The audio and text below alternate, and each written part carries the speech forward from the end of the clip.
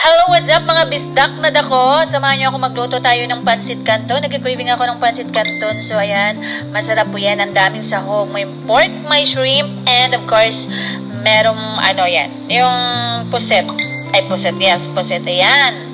So, ang ginawa ko, ginisa ko muna ang aking mga ingredients like pork chop yan. Hiniwa-hiwa ko lang siya ng maliliit. Ayan, nag-start na din ako sa aking adobong baboy ulit.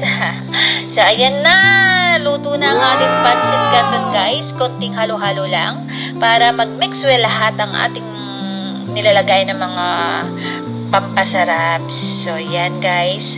Yan, ginisa ko din yan ng half cook ang aking mga repolyo at sayote.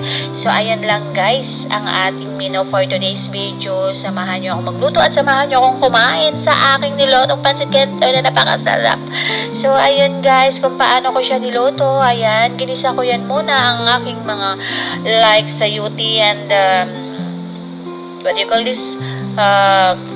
Carrots. Carrots yan. So, ayan, luto na. Let's eat, guys. Sobrang sarap. Nakita nyo naman kung gaano siya ka-juicy. So, ayan ang ating adobong. Buto-buto.